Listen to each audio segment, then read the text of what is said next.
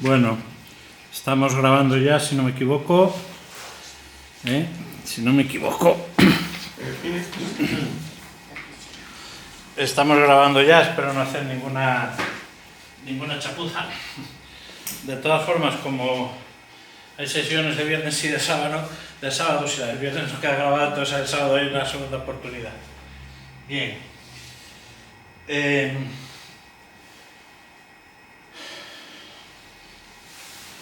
Estamos dando un curso en el que queremos ver un poco la importancia que tienen las devociones en la vida cristiana, y en concreto nos queremos detener en aquellas devociones que dentro de esta unidad pastoral pueden ser más importantes porque ya están instaladas en las distintas parroquias. En ese sentido,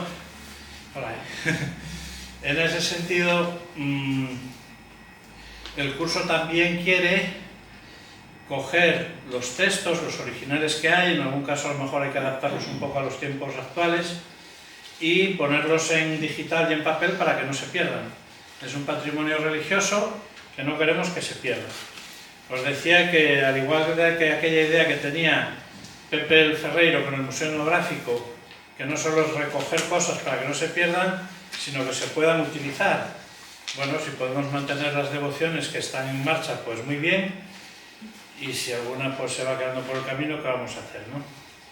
Bueno, ese es un primer aspecto así del curso, y el otro es, sobre todo, divulgar lo que tiene que ver con la devoción al corazón de Jesús. Lo hacemos porque fue el último documento del Papa Francisco, y entonces para dar a conocer ese documento y la devoción del corazón de Jesús, y lo hacemos porque pues, el año que viene cumplimos aquí 85 años desde que don Bonifacio, en paz descanse, bendijo y inauguró pues, el monumento o la imagen del corazón de Jesús que corona el campanario, el santón que llamamos así popularmente. Esa es un poco la idea del porqué de este curso. Tiene 2-3 temas que son así introductorios para poner el toro en suerte. El otro día veíamos el primero de esos temas, que es pues ver un poco a qué llamamos espiritualidad cristiana, y dentro de ella pues la importancia de la fe. Hoy vamos a avanzar un paso más para hablar ya de qué es devoción o por qué tiene importancia la devoción. Después el tema 2, en el que hay que hablar un poco sobre la liturgia, lo que se llaman los sacramentales, a partir de la piedad popular, y engarzado en la piedad popular, las devociones o la devoción. Después de este tema, entonces ya empezaremos a tratar devociones concretas. Bien. Vamos a hacer un poquitín de repaso del otro día, porque resulta que, bueno, preparando la sesión de hoy y leyendo distintos artículos, pues a veces hay unas confusiones por ahí grandes, y simplemente es por no usar bien las palabras, y no digamos ya cuando son las plataformas laicistas las que se meten a hablar de esto, pues las patadas que se meten al diccionario. ¿Por qué? Yo no voy a decir que lo hagan con mala intención, sino porque no saben bien de qué están hablando y entonces equivocan cosas. Es como si decimos vaca, no es lo mismo la vaca del coche que la vaca de la cuadra. Bien, pues aquí también pasa ese problema, lo tenemos con la palabra religiosidad. Y por eso me paro un pelín aquí. Esto yo no lo tenía previsto, pero ya digo, preparando la sesión de hoy vi que era importante pararse un poco más en esto, porque hay muchas confusiones entre las leyes, artículos y tal, y dices, ¿pero dónde vas? Bueno, entonces fijaros, el otro día yo os presentaba un poco las cosas de Dios como desde 2 caminos, ¿no? Uno es las personas que viviendo, buscando, podemos llegar a intuir a Dios o a desearle o a tener experiencias de Él, bien en cosas muy positivas, muy logradas, muy plenas, o justo al revés, cuando estamos en situaciones muy acabadas, muy arrasados, muy en escombros. Bien, Todo eso tiene que ver con lo que llamamos la religiosidad natural. La religiosidad natural. O sea, las cosas que nos pasan en la vida y que nos llevan hacia Dios, aunque no lo alcancemos plenamente porque Dios es misterio, es el totalmente otro. Por eso pongo aquí una especie de frontera y las nubes que impiden verlo. Y decíamos que esta religiosidad natural, o la religiosidad que aparece a partir de los caminos humanos que nos llevan a Dios, a partir de la revelación natural o de la revelación sobrenatural general, que es la conciencia, pues las personas llegamos a Dios, bien en la plenitud de todo esto, o cuando todo esto se trastorna.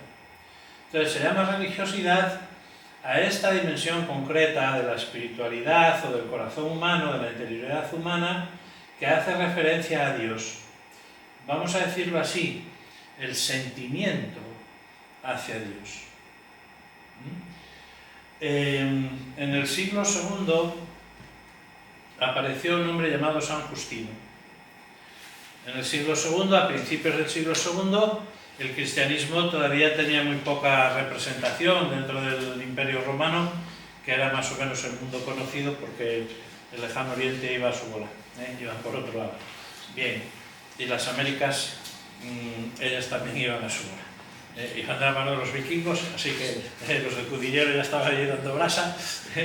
Bueno, entonces San Justino, a principios del siglo II, fue un hombre, pues ya sabéis que es una época que desde unos siglos antes, con los grandes filósofos griegos, pues se había caracterizado por personas que buscaban, que querían encontrar respuestas, que necesitaban experiencias, y San Justino fue una de esas personas que poco a poco a lo largo de la vida fue pasando por distintas escuelas de filosofía, por distintas experiencias, hasta que poco a poco en su vida se fue abriendo esa dimensión religiosa, ese anhelo de Dios, ese querer conocerle. Y entonces se encontró con el judaísmo y con toda la tradición hebrea del Antiguo Testamento, del pueblo elegido, de las promesas que hacía Dios, etc., ¿no? Pero a partir de ahí, luego él dio el paso al cristianismo. Lo digo así como si fueran decisiones suyas, porque obviamente él estuvo ahí de hocicoz, pero todo eso, claro, también es acción de la gracia del Espíritu Santo en la persona. Pero nos sirve muy bien para entender cómo en San Justino se despierta la religiosidad y entonces desde el suelo, desde la vida normal de la persona, se va buscando el cielo. Las cosas que tienen que ver con Dios van de aquí, de la superficie, del corazón de la persona, hacia Dios. ¿Y qué cosas hacen que vayas hacia Dios o que busques a Dios en el cielo? Pues eso que... Uy, mira, se me quedaron sin poner aquí unas comillas y aquí había que poner otras comillas. Tengo ahí una rata, Él lo llamaba semillas del verbo. Es decir, hay cosas en este mundo que son tan buenas que nos van preparando para luego poder conocer y comprender y responder al verbo, a Jesús. Entonces, hay muchas cosas que son como preparación, como semillas de lo que luego será la planta de Jesucristo y el Evangelio. Entonces, la religiosidad aquí, ya digo, va del suelo al cielo, y si queréis es el sentimiento, el anhelo. Pero avanzado el siglo II, casi ya llegando al tercero, bueno, en este caso la religiosidad haría sobre todo referencia a esta parte de aquí. Sigue siendo la persona, desde la vida, desde sus cosas, la que busca a Dios, y esta parte de aquí, la parte religiosa, es cuando hablamos de religiosidad humana, de religiosidad natural, hablamos de ese anhelo, de ese deseo, de ese sentimiento, ¿vale? San Justino, digamos, sería un buen representante. ¿Hasta qué punto es válido San Justino?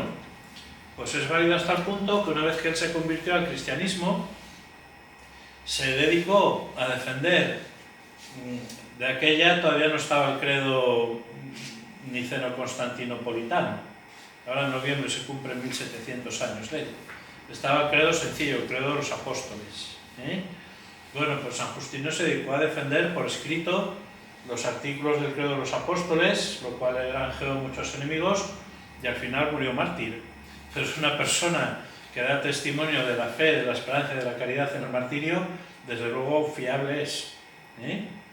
Tuvo que hacer un viaje muy largo, desde su infancia hasta su martirio, pasar por muchas cosas, pero finalmente su religiosidad desembocó en Jesucristo y su Evangelio y dio la vida por él. Bien. En el caso de la otra persona que voy a comentar, que es San Ireneo de Lyon, aquí ya no es una persona que, vamos a decir, nace en el paganismo o en una forma no concreta de religión y a lo largo de la búsqueda que tiene en su vida llega a Dios. No, aquí no es eso. Aquí es alguien que nace en el seno de una familia cristiana, que es bautizado de niño, y entonces toda su vida está ya iluminada por la fe. Entonces aquí la cuestión es, lo que llega de Dios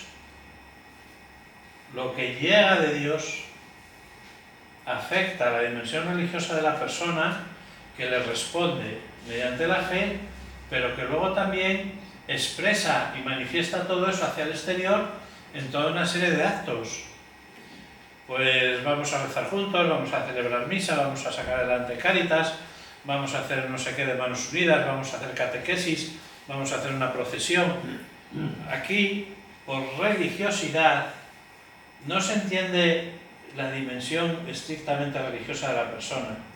Se entiende los actos religiosos que haces derivados de la fe. Yo, como tengo fe, me santiguo. Eso es un acto religioso o de religiosidad cristiana. Como somos devotos de la Virgen del Carmen, pues la sacamos en procesión. Eso es un acto que expresa religiosidad cristiana. ¿Vale? O sea,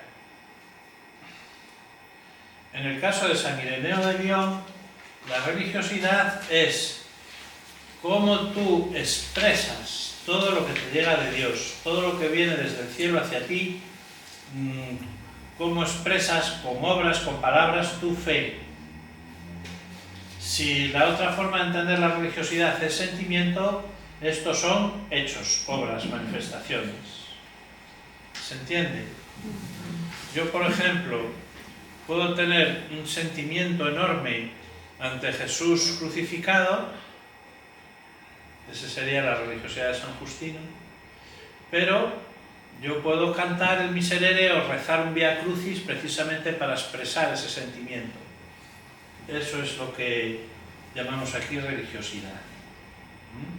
Una cosa es el sentimiento y otra cosa es cómo luego eso yo lo expreso en la vida diaria. O cuando antes de comer bendigo la mesa, por ejemplo.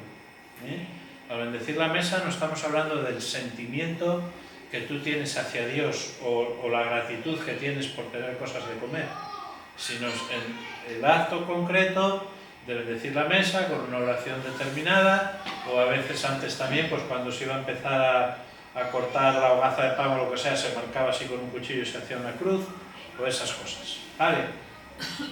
Entonces, una cosa es la religiosidad, sentimiento, y otra cosa son los actos religiosos. ¿Vale? En general, en la Iglesia se suele hablar de actos religiosos. ¿Por qué? Porque en la Iglesia pesa muchísimo la línea de San Ireneo. ¿Por qué? Porque todos fuimos bautizados de niños. Es decir, nosotros no llegamos a la fe cuando teníamos tantos años, sino que ya vivimos toda nuestra vida desde la fe. Entonces, toda esa otra dimensión previa del hombre hacia Dios, eso a nosotros nos cuesta, porque estamos acostumbrados a que nuestra vida sean las cosas de Dios hacia nosotros. Y sin embargo, la montaña es una misma, y hay que saber transitar por las dos vertientes. porque para muchísimas personas del momento actual la vertiente de la fe no es tan fácil, y sin embargo la de la religiosidad natural, la de los caminos humanos hacia Dios, la de las semillas del verbo, es la que nosotros tenemos que no solo saber incorporar y vivir, sino ayudar a los demás a que la descubran, para que al igual que con San Justino puedan llegar al Evangelio.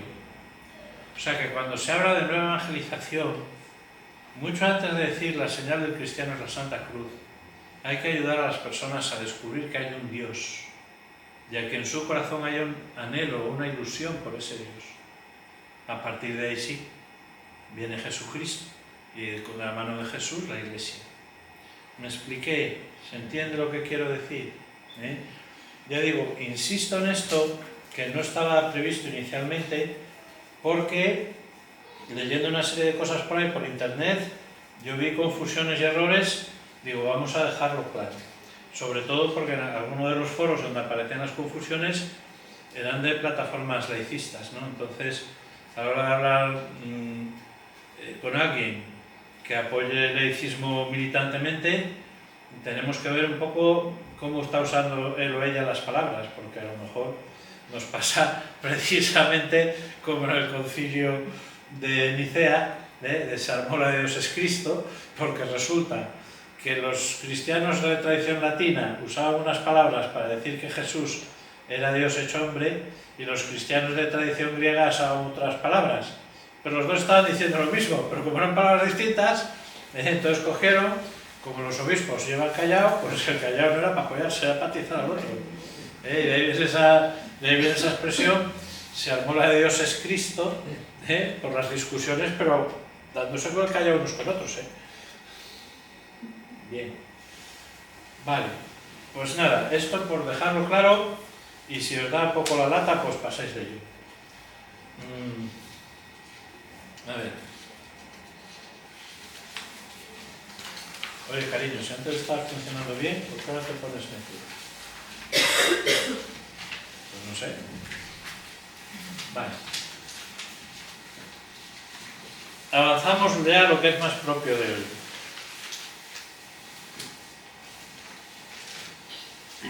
Yo os decía, las personas, por medio de una serie de situaciones, bien de plenitud, bien de frustración, bien de conciencia, etc., podemos anhelar a Dios, pero Dios también viene a nuestro encuentro y nosotros respondemos por medio de la fe. Luego tiene que haber algo que permita que nosotros, digamos, capturemos, incorporemos, pillemos lo que de Dios viene hacia nosotros, y que eso además satisfaga plenamente nuestra religiosidad humana, o que el conjunto de las cosas humanas podamos comprenderlas desde esa acción de Dios en nosotros.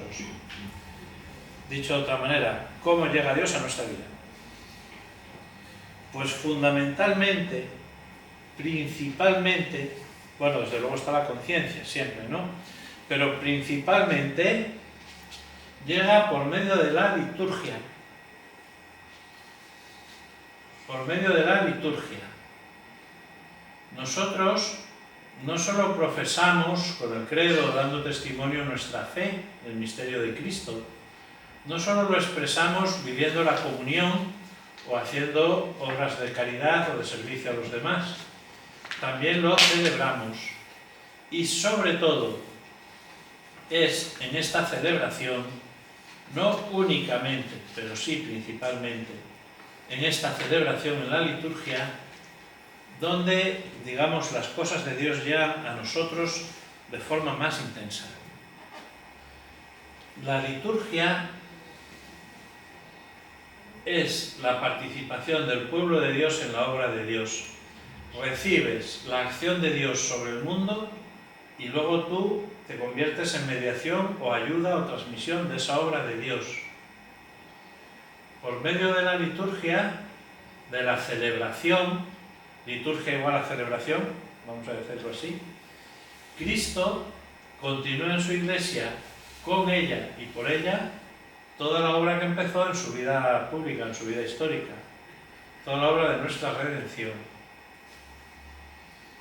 Bien. La liturgia entonces no solo es algo que nosotros celebramos o algo que Dios hace, sino que es Jesús y nosotros juntos. A eso se le llama iglesia. La iglesia es la unión de Jesús con los bautizados. Y a eso le llamamos igualmente cuerpo místico, y a eso le llamamos igualmente Cristo total. El Cristo total no solo es Jesucristo y nosotros con Él y en Él y por Él, y hacia Él. Pero decimos en la misa, por Cristo, con Él y en Él, y hacia Él. ¿Y por qué hacia Él? Tú imagínate que quieres mucho a una persona, no buscas encontrarte, no buscas tender hacia, aquí es lo mismo. Yo esto lo hago, vamos, te lo juro por mis muertos, te lo juro por mis muertos, y esto rezo no solo por ellos, sino me uno a ellos si estuvieran vivos, etcétera. Bien. Entonces, lo máximo que tenemos en este mundo para recibir las cosas de Dios y responderle es la celebración de la Iglesia, que se llama liturgia. Al hablar de celebración de la Iglesia, podemos hablar igualmente de la acción del Cristo total. ¿Por qué? Porque la Iglesia es Jesucristo y nosotros unidos a Él por el bautismo. El Cristo total, como dice San Pablo, es nosotros miembros del cuerpo y Jesús cabeza. Dicho de otra forma, en el misterio de Dios ya no solo hay Padre, Hijo y Espíritu Santo, hay Padre, Hijo y nosotros unidos al Hijo, hijos en el Hijo y Espíritu Santo. Ese hijos en el Hijo, ese HH, es lo que llamamos Iglesia o también Cristo total. Entonces, la liturgia es la acción de Cristo total, lo máximo, pero también el alimento, la fuente de la acción de la Iglesia. Así que en nuestra vida cristiana, en nuestra vida de fe, en primerísimo lugar, tenemos que tener presente la liturgia. Lo primero es la liturgia. No, hombre, ¿qué más da ir a misa o no ir a misa? Bueno, tú mismo. Claro, nos hacemos cosas a la carta, no solo en moral, sino en celebración y tal, y tenemos unos líos mentales, y al final lo que estamos haciendo son caprichos y autoengaños. Por eso es importante conocer y comprender la liturgia, y por eso, en mi caso, no me importa pasarme de vueltas con exceso de culto para que la gente tenga acceso a la liturgia.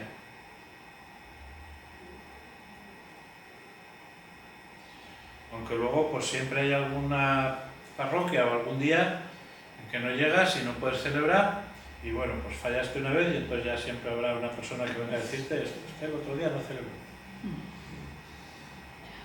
Bueno, cuando tenía misa a 1 kilómetro en Porcía, ya a 2 kilómetros o 3 en Tapia o en la Roa, más la misa de la tele, más la que se emite desde Córdoba. Bueno, bien. Uy. A ver, cariño. Aquí.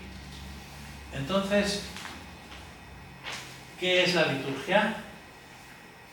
Cristo unido a nosotros, nosotros unidos a Él, actuando para dar gloria a Dios, para alabarle, bendecirle, darle gracias, para pedirle por las intenciones de los hombres, pero también para que la salvación de Dios llegue al mundo actual. ¿Cómo se realiza la liturgia? ¿Cuáles son los actos religiosos de la liturgia?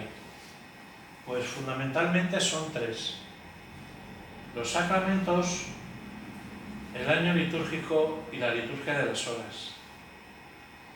Entonces, cualquier persona normal se da cuenta que, hombre, obviamente tiene que haber un momento de bautismo, tiene que haber un momento de primera comunión y luego una comunión más o menos frecuente, ¿no?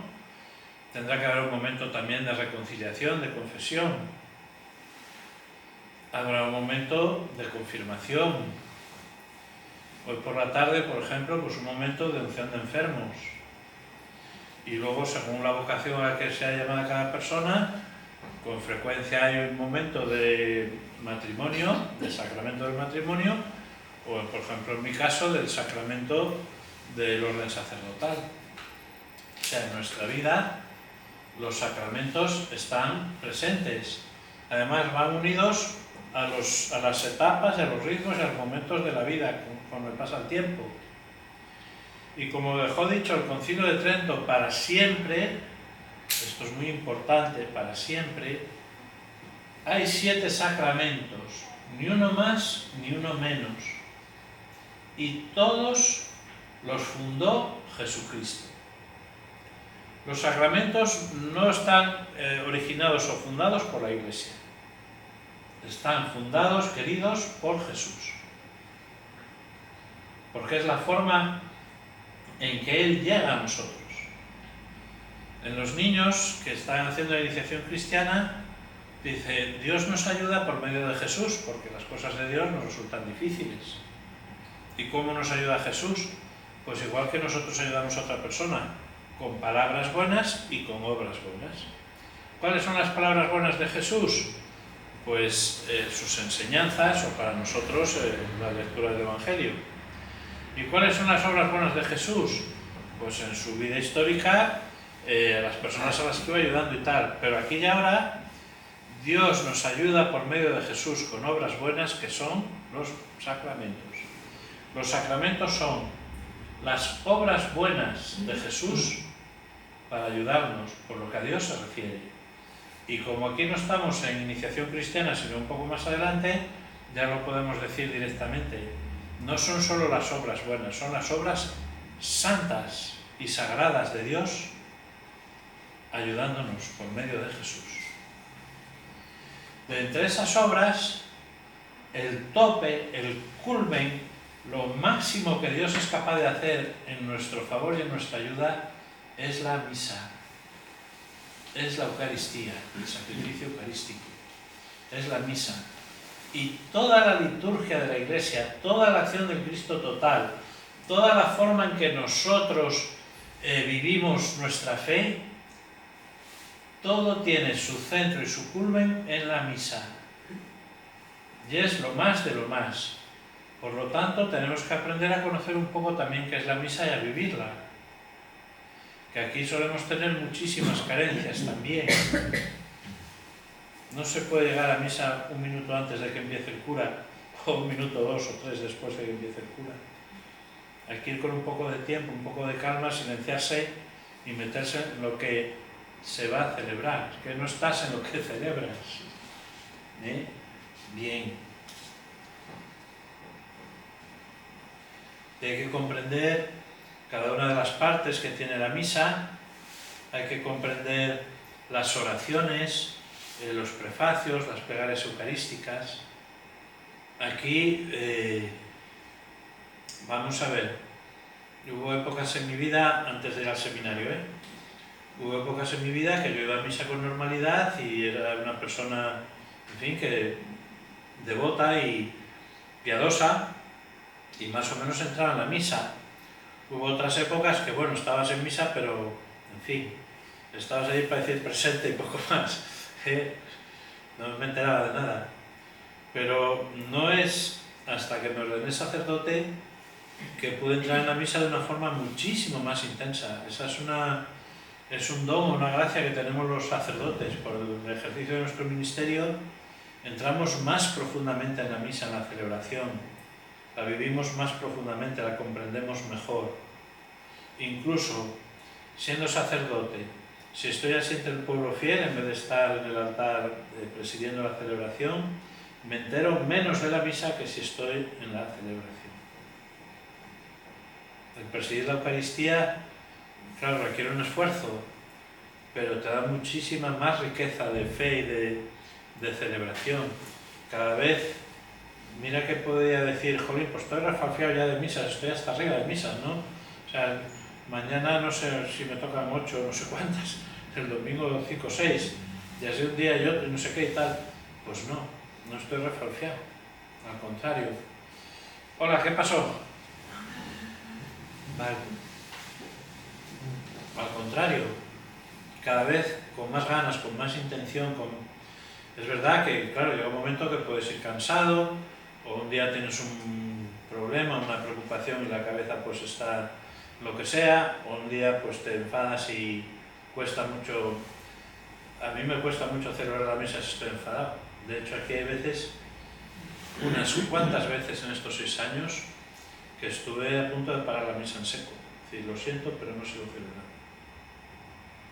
Pero ¿cómo vas a celebrar la misa enfadado? No puedo, yo no puedo. Pero cuando una persona te disgusta mucho, pues lo que pasa es que al final te sobrepones, porque claro, tú tienes que celebrar no por ti, sino por el pueblo de Dios al que sirves.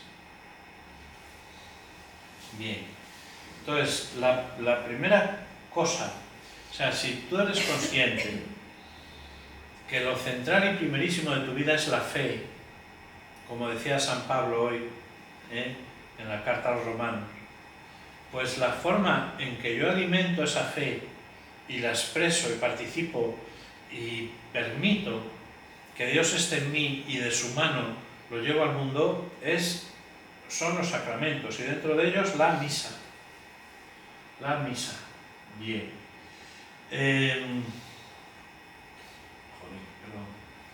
La misa, fijaros, los sacramentos en su conjunto, y no digamos ya la misa, es la obra maestra de Dios en el Nuevo Testamento, en la Nueva Alianza. Santifican a los hombres, o sea, nos hacen santos. Por eso son obras maestras, porque para hacer santo a alguno hay que emplearse muy a fondo. Puesto a ser necios, a ver. Bien. Santifican a los hombres, edifican ese Cristo total, el cuerpo de Cristo, ese HH, que es a lo que tiende toda la realidad. Voy a hacer un spoiler. Cuando hable en la misa de los difuntos, os diré que todo lo que conocemos, toda la realidad la entendemos precisamente con 2 palabras, que es Jesús resucitó. Y a partir de ahí, el destino de todo es ir hacia Dios, de manera que Dios luego lo pueda ser todo en todos. Y por lo tanto, que Dios Hijo no solo sea Dios Hijo, sino que sea el Cristo total, el cuerpo de Cristo en el que Jesús es la cabeza y todos los demás el resto del organismo. Los sacramentos, especialmente la Eucaristía, santifican a los hombres, edifican la Iglesia o el cuerpo de Cristo y dan culto a Dios, instituidos por Jesucristo. Los sacramentos no solo los vamos viviendo a lo largo de la vida, sino que especialmente la misa la vamos viviendo a lo largo del año, los domingos. Luego hay personas que a lo mejor pues podemos vivir la Eucaristía todos los días, pero digamos típicamente el domingo es el día de la Eucaristía para la parroquia. Bien, entonces nosotros no celebramos misa por igual a lo largo del año. Hacemos lo siguiente.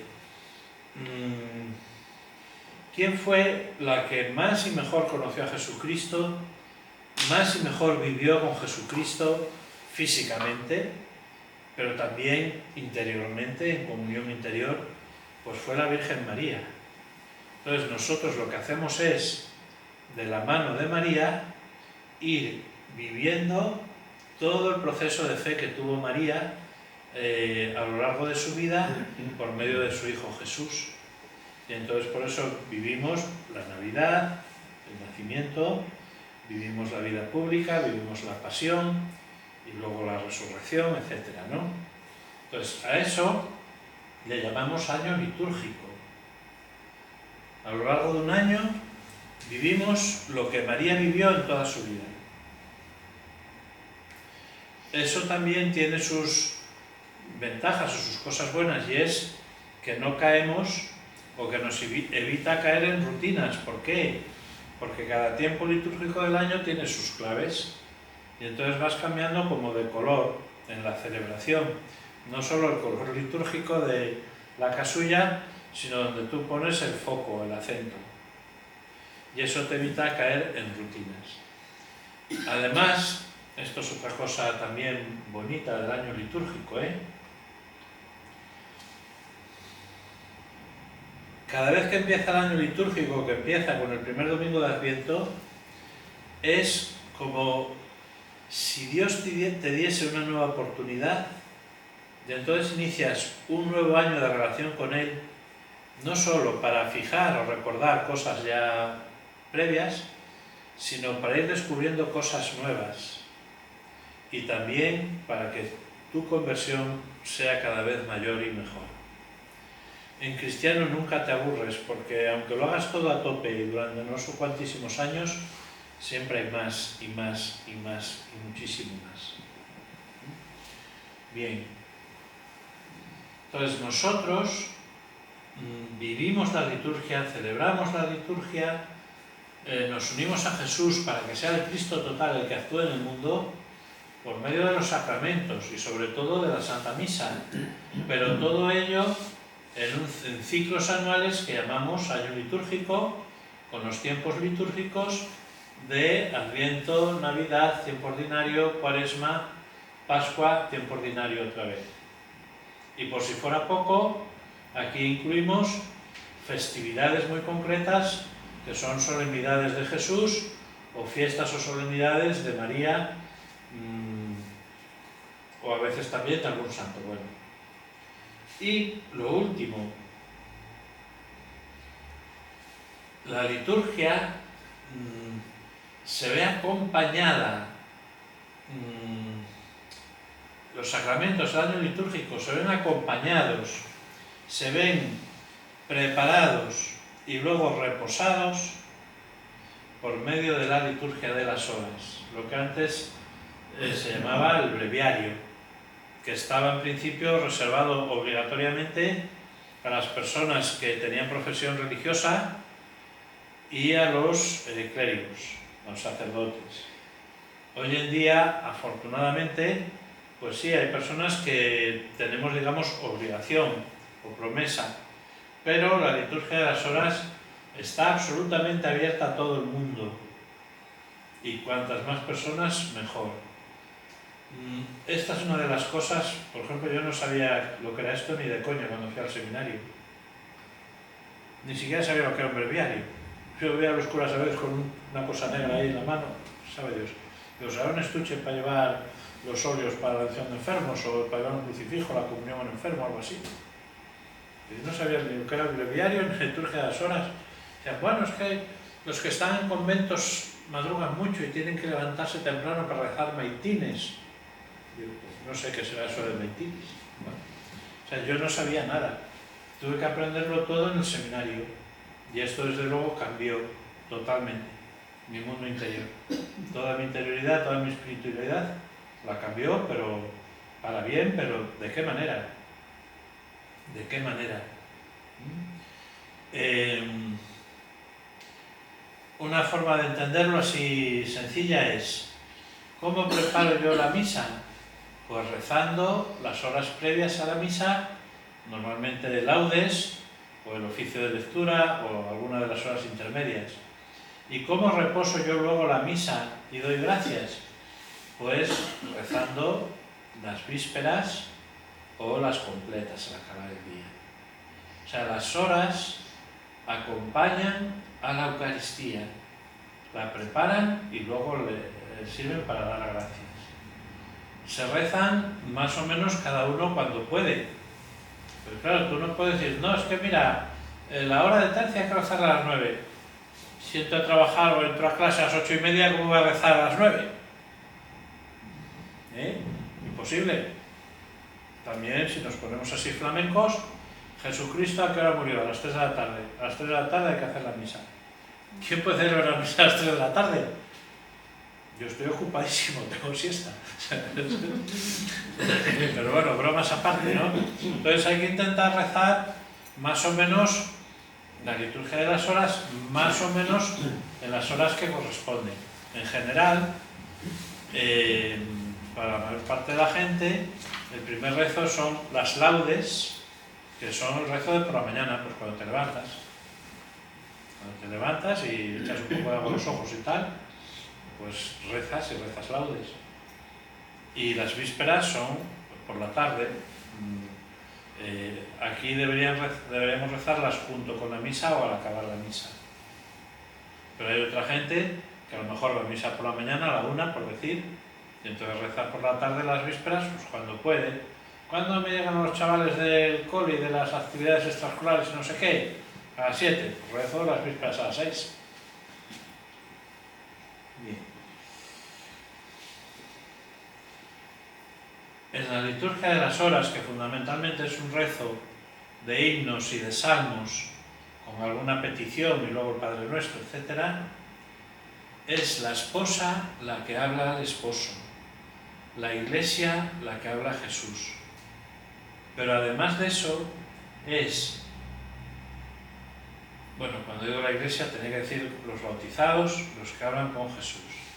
Pero además de eso es la oración que Jesús con los bautizados, el Cristo total, la iglesia total, la oración que dirigen al Padre para glorificarle y para que venga el Espíritu Santo sobre el mundo entero. ¿Por qué se pide el Espíritu Santo para el mundo entero? Porque el Espíritu Santo es el que llevará a plenitud el reino de Dios iniciado por Jesús. Porque es el Señor y dador de vida. Porque es el que pone los corazones a tono. Bien. Entonces, para vivir nuestra fe y vivirla bien, para pillar o coger las cosas de Dios que vienen hacia nosotros, para eso está en primerísimo lugar la liturgia. Y la liturgia especialmente entendida como sacramentos, con la Eucaristía en el centro y en el culmen, con las claves del año litúrgico y con la liturgia de las horas. Bien. Además de esos aspectos de la liturgia, sacramentos, año litúrgico y liturgia de las horas, también pueden acompañarse a la Eucaristía y a la vida cristiana en general por medio de algo que se llaman sacramentales y por medio de algo que se llama religiosidad popular. Los sacramentales están instituidos por la Iglesia, no están instituidos por Jesucristo. Están instituidos por la Iglesia. ¿Para qué? Vaya, perdona que estoy torpe. Para ayudar en la santificación de las personas en sus quehaceres y en sus obligaciones. Para ayudarlas cuando pues tienen alguna responsabilidad ministerial en la Iglesia. Para ayudarlas en estados de vida, por ejemplo, contemplativos. Para ayudar en circunstancias varias de la vida. O para mejorar el uso de cosas útiles al hombre. ¿Qué son los sacramentales? Fundamentalmente bendiciones y exorcismos. Aquí todos tenemos más o menos experiencia de bendiciones. De exorcismos, menos mal que no. Ya digo que si he hecho agua bendita y alguien sale humo, que me avisen que cuidado. Yo siempre pruebo primero conmigo, pero no sé si es que el agua bendita no está bendita o que realmente no. Bueno, bien, los sacramentales son bendiciones y exorcismos. Bendecir la mesa es un sacramental. Que haya agua bendita en las pilas de la iglesia para poder santiguarse, aunque ahora llevamos aquí ya no sé cuántos años, desde el año 20, ¿no? Sí, desde el año 20 llevamos sin agua bendita por problemas sanitarios. Yo no sé hasta cuándo estar ahí o si romper con eso y poner agua bendita, no sé. Pero bueno, hay gente que te trae una botella, un frasco, bendices el agua, la tienen en casa y la usan en casa. Típicamente se suele usar antes de acostarse, por la noche. Se bendice o se echa un poco así en la cama, como una expresión de pedir el poder tener una noche tranquila y santa sin que nos afecte el mal. Cuando se bendice un coche, es un sacramental. Cuando se bendice un rosario, una imagen. Cuando se bendice la mesa, cuando se bendice una casa. Cuando hay personas que te dicen, ¿me da su bendición? A veces aquí la gente que hace el Camino de Santiago, los peregrinos, dicen, aparte de poner el sello y tal en la credencial, dicen, ¿me da su bendición? Sí. Bien. Bueno, y otras formas que acompañan a la liturgia, que acompañan a los sacramentos, el baño litúrgico, la liturgia de las horas, son lo que llamamos la religiosidad popular o la piedad popular. ¿Y eso qué es? El sentido religioso, la religiosidad poniéndose en obra, no ya digamos desde lo oficial de la Iglesia, sino desde lo más intuitivo de las personas, desde lo más tradicional en esa zona, desde lo que tiene que ver con la cultura de la zona. Tú no le puedes pedir a un cristiano esquimal que baile la danza prima, pero a una persona de aquí sí. Bueno, entonces, el sentido religioso, tanto de lo que tú sientes como de lo que haces, se expresa en formas más simples, más inculturadas que las propias de la liturgia. Por ejemplo, la veneración de reliquias, santuario de los mártires, las peregrinaciones, las visitas a santuarios, procesiones, vía crucis, danzas religiosas, el rezo del rosario, el utilizar medallas, el hacer exequias. Esto se refiere no solo a hacer funerales, cabos de año y tal, sino cuando pides una intención en la misa, el usar agua bendita. Bien, todo eso es un acompañamiento y una prolongación de la liturgia de la Iglesia. No la sustituye, sino que la acompaña. Pues es precisamente aquí. Bueno, no sé qué te pasa hoy, estás necio. No sé, a ver si se cuelga. Pues cambia la pila, que conste. Es precisamente aquí donde entran las devociones. Os dejo aquí anotado, por si alguien tiene interés, que hay un directorio sobre piedad popular. Y bueno, ahí viene, digamos, lo que la doctrina de la Iglesia al respecto. Y luego también hay un artículo de la Universidad de Salamanca que es un comentario de ese directorio. Si alguien tiene interés, pues simplemente entra en internet y o bien pone directorio Piedad Popular Liturgia y ya sale, o bien pone José San José Prisco, religiosidad popular, antropología, pastoral y derecho, y ya sale internet. Y si no tenéis internet, pues me lo pedís, os hago unas fotocopias y ya está. Bien, para lo que es este curso no necesitamos meternos a fondo en eso. Vale, sí quise poner un pasaje de un documento importantísimo del Papa Pablo VI. Dicen que es el documento mejor de la Iglesia en toda su historia sobre lo que es la evangelización.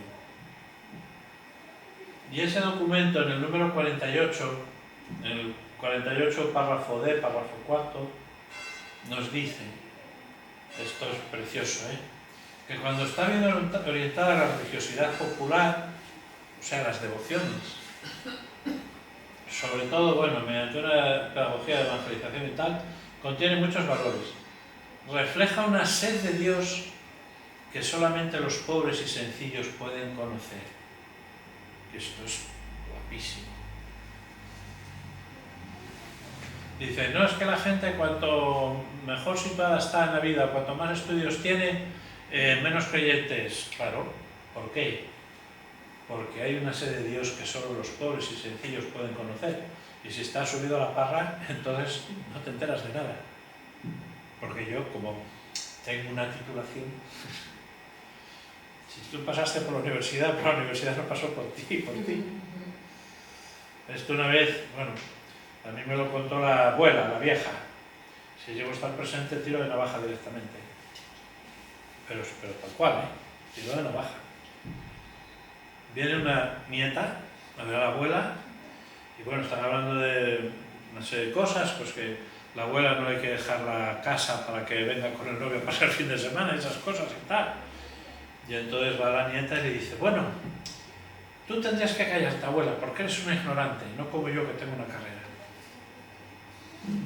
Tú no tienes una carrera, tendrás un papel, carrera cero. O sea, ni puta idea si no eres capaz de respetar a tu abuela. Hombre, no me fastidies.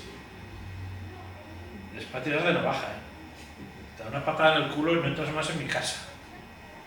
Bueno, pues hay sed de Dios, sentimiento que anhela a Dios, que solo se da en la gente sencilla. Pobres, no me refiero solo, no se refiere solo el Papa a pobreza material, sino una forma de ser que no va de sobrar, no vas de sobrar.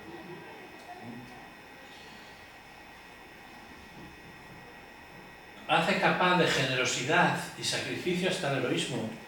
La gente que subía de rodillas en las escaleras de Covadonga o que iba andando descalza y que venían de Pastura a La Braña y de La Braña pasaban por Acevedo y luego tirando a Figueras o para Galicia, andando, y muchos de ellos descalzos.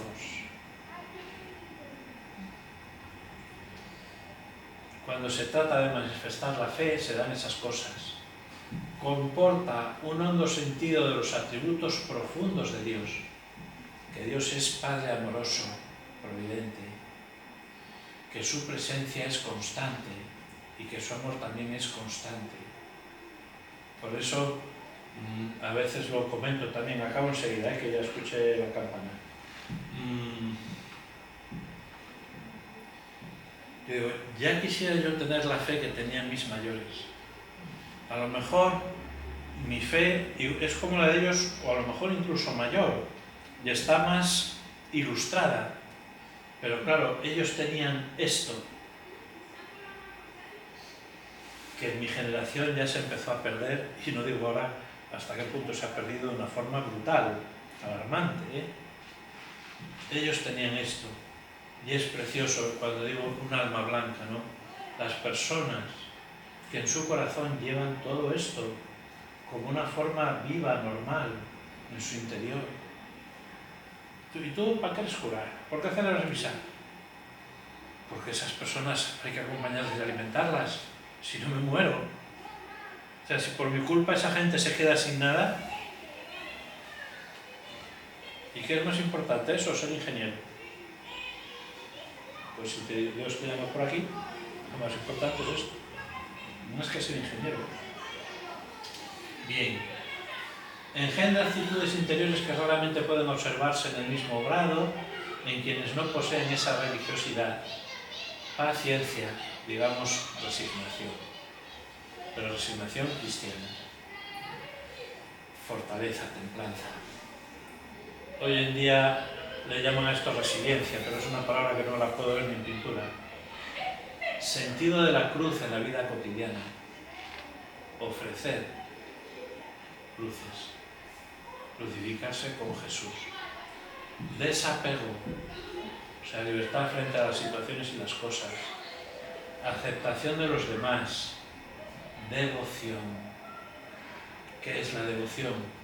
Un sentimiento de totalidad hacia Dios o los actos.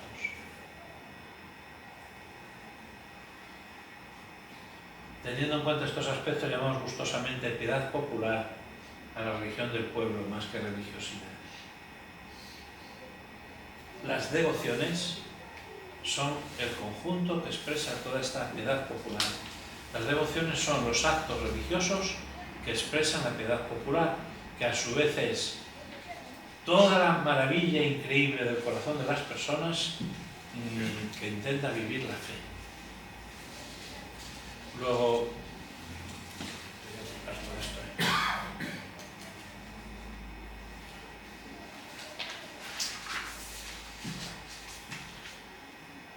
jolín, o no pasa o pasa dos.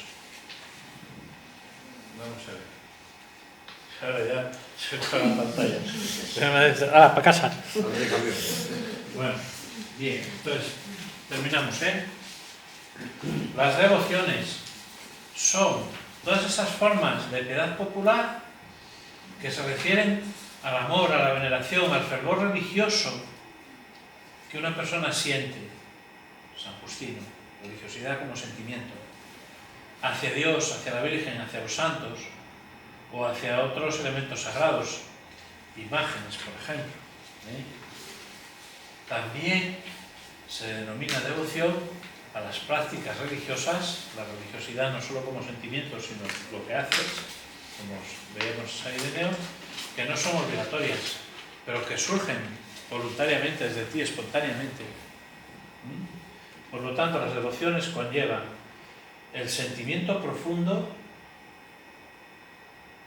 la religiosidad según San Justino, y las prácticas asociadas a ese sentimiento, la religiosidad según San Ireneo.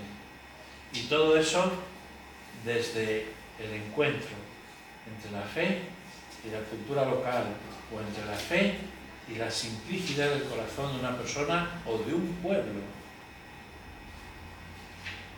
La regalina, fiesta asturiana de primerísima división donde las haya, ¿de dónde surge? Del encuentro entre la fe y la cultura y la tradición de esa zona de Calavero. Que al Padre Gallo, cómo fue recuperando hablas y cómo fue integrándolo luego toda en la fiesta y con los bailes y en aquel saliente sobre el mar inmenso. Bueno, para acabar, lo último que... Bueno, el próximo día seguimos aquí, venga, lo dejo ya sin más. Nos queda esto y hablar una cosa de oración, el próximo día seguimos aquí. ¿Se entiende dónde se ubican las devociones y por qué son importantes? ¿Me expliqué bien o lo lié mucho? O sea que las devociones no son tan importantes como la misa, pero sí son muy importantes para que tu corazón lata. Para que tu corazón lata.